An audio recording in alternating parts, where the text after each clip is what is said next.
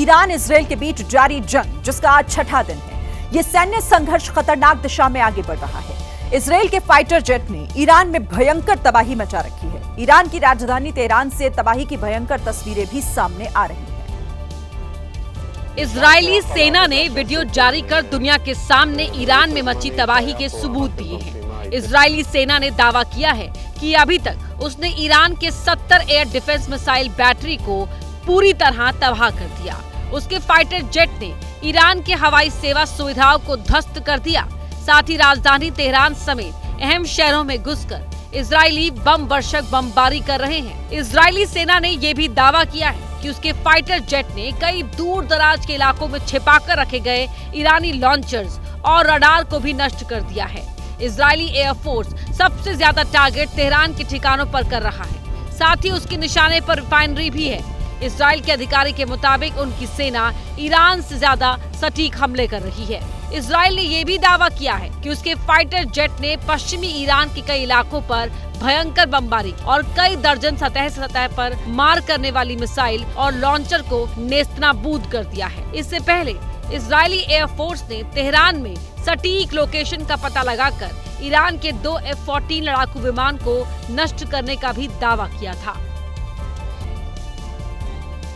Iran में फंसे हुए भारतीय छात्रों को वहां से बाहर निकालने का काम भी शुरू हो गया है। छात्रों को एक दल को आर्मेनिया ले जाया गया, जो वहां से भारत के लिए रवाना होंगे।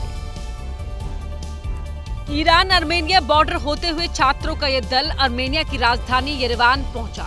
इस दल में 110 छात्र हैं, जिन्हें तेहरान से सुरक्षित निकालने का अभियान शुरू किया गया और सड़क मार्ग के जरिए इन्हें आर्मेनिया में दाखिल कराया गया, जहां होटल में उनके रहने की व्यवस्था की गई। इनमें से ज्यादातर छात्र उर्मिया मेडिकल यूनिवर्सिटी के हैं और जम्मू कश्मीर के रहने वाले हैं। ईरान में करीब 1300 भारतीय छात्र पढ़ते हैं, जिन्हें बाहर निकालने का अभियान जारी है। ईरान में फंसे छात्रों के अभिभावक ने तीसरे दिन भी श्रीनगर में सड़कों पर उतरकर सरकार से अपील की और अपने बच्चों को जल्द से जल्द भारत वापस लाने की मांग की। कश्मीर से बड़ी संख्या में लोग ईरान जियारत करने भी गए हैं, जो वहां फंस गए हैं। उन्हें भी सुरक्षित वापस लाने की अपील की गई। ईरान और इजरायल के बीच छिड़ी जंग में दोनों ही तरफ से हमले तेज हो गए हैं। जंग को देखते हुए भारतीयों से तेहरान छोड़ने की अपील की गई है। यूपी के बुलंदशहर के भी छात्र ईरान में फंसे हुए हैं। उनके परिजनों ने मोदी सरकार से छात्रों को सुरक्षित वापस लाने के लिए गुहार लगाई है। प्रधानमंत्री नरेंद्र मोदी और ट्रंप के बीच फोन पर 35 मिनट की बातचीत हुई, जिसमें पीएम मोदी ने न सिर्फ पाकिस्तान और आतंकवाद पर करारा प्रहार किया, बल्कि ट्रंप के मध्यस्थता वाले दावे को भी खारिज कर दिया है। विदेश सचिव विक्रम मिस्री ने इस बातचीत की जानकारी देते हुए बताया कि पीएम मोदी ने फिर से साफ किया है कि आतंकवाद को गोली का जवाब गोले से दिया जाएगा। साथ ही भारत ने साफ कर दिया कि भारत न मध्यस्थता स्वीकार करता है और न ही करेगा।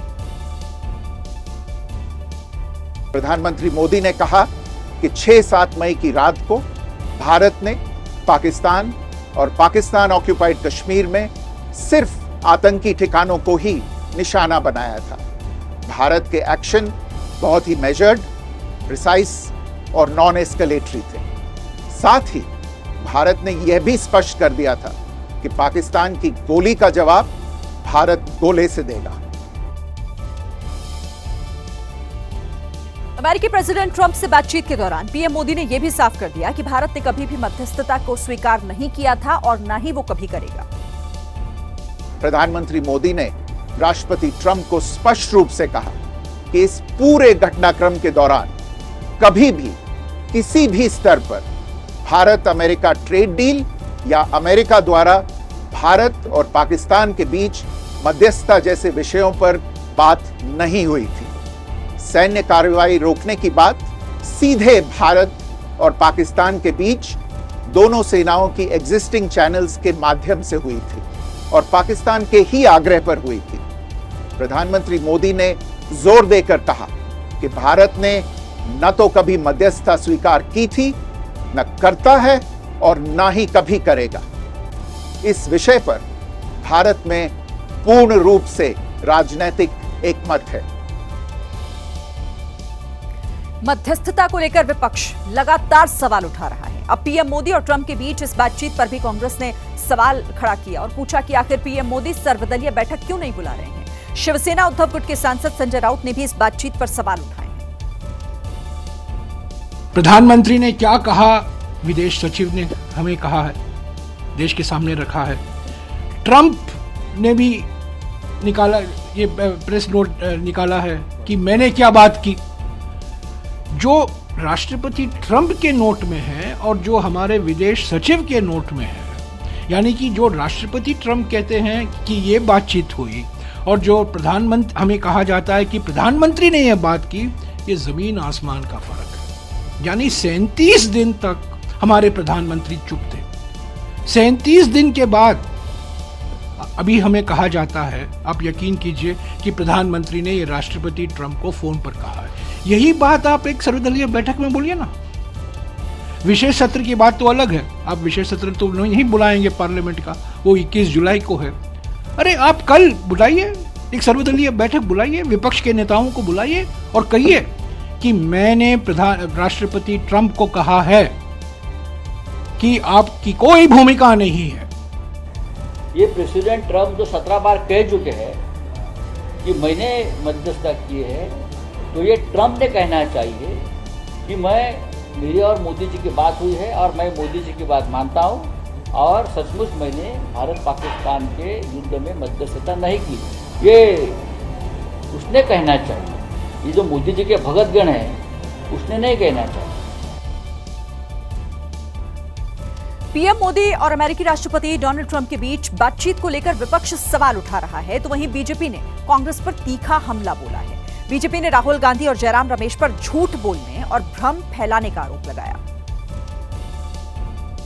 सर, आज प्रेसिडेंट ट्रंप ने प्रधानमंत्री नरेंद्र मोदी को कॉल किया और तमाम विषयों को लेकर विस्तार से चर्चा हुई, ऑपरेशन सिंदूर को लेकर भी चर्चा हुई। तो प्रधानमंत्री ने साफ उनसे कह दिया कि हमने ना मध्यस्थता स्वीकार की थी, न की है और ना आगे कभी करेंगे।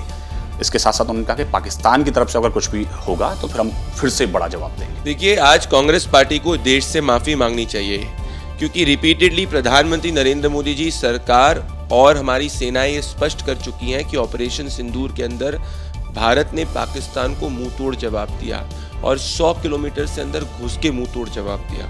इसके बावजूद जयराम रमेश या तो आसिम मुनीर का प्रचार कर रहे थे, पाकिस्तान का प्रचार कर रहे थे या झूठ फैला रहे थे।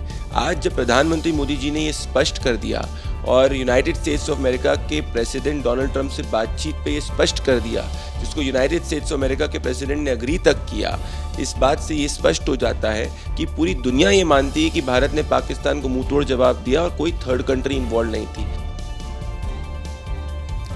अब बात दिल्ली के बाटला हाउस इलाके में अतिक्रमण पर हो रहे एक्शन की। दिल्ली के बाटला हाउस इलाके में अतिक्रमण पर डीडीए के एक्शन की तैयारी है।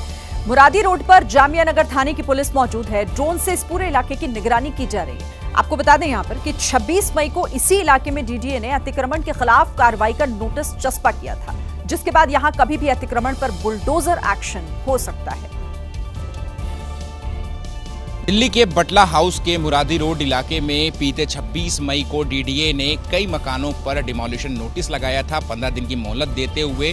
और अब इस मामले में नया अपडेट ये है कि कल शाम को इस इलाके में दिल्ली पुलिस ने बैरिकेड ला करके रोड के साइड में रखे और यहाँ पर जो जामिया नगर थाना है, जिसके अंतर्गत ये पूरा बटला हाउस का इलाका आता है, उसके जो एसएचओ हैं वो यहाँ पर अपनी टीम के साथ मौके पर पहुँचे हुए हैं। और न सिर्फ टीम के साथ मौके पर पहुँचे हुए हैं, बल्कि आप देख सकते हैं कि एसएचओ जो है वो अपने साथ जो ड्रोन कैमरास हैं वो भी यहाँ पर लेकर के आए हुए हैं और खुद जो ड्रोन के जरिए जो इलाके की पूरी निगरानी है वो यहाँ पर की जा रही है। 26 मई को डीडीए ने जो नोटिस लगाया था उसमें डीडीए ने कहा था कि जो खसरा नंबर 279 है वहाँ पर जो है वो अवैध अतिक्रमण जो है वो किया गया है, अवैध कब्जा किया गया है। लोगों ने यहाँ पर पक्के मकान और दुकान बना लिए हैं। ऐसे में 15 दिनों के भीतर ये सारी जगह जो खसरा नंबर 279 है उसको खाली कराया जाए, नहीं तो फिर वो डिमोलिश कर दिया जाएगा। और इसी के बाद से इलाके में जो सरगर्मियां हैं जो डिमोलिशन की कार्रवाई को लेकर के वो बढ़ गई थी। हालांकि इस पूरे मामले में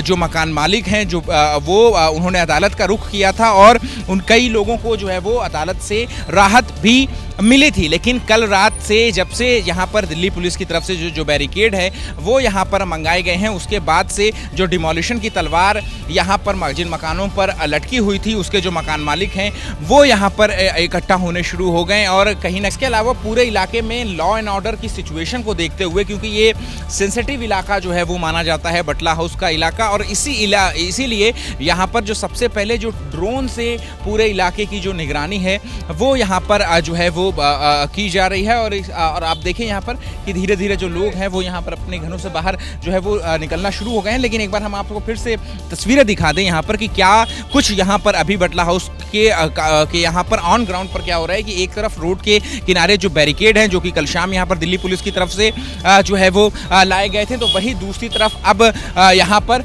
जो दिल्ली जो लोकल थाने जो जामिया नगर थाना है जिसके अंदर बटला हाउस आता है उसके जो स्टेशन ऑफिसर हैं वो यहाँ पर अपनी टीम के साथ बाकायदा जो है वो पहुँचे हुए हैं और ड्रोन से पूरे इलाके की जो निगरानी है वो कर रहे हैं।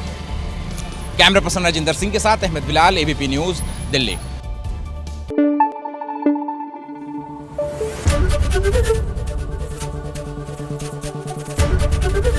एबीपी न्यूज़ आपको रखे आगे।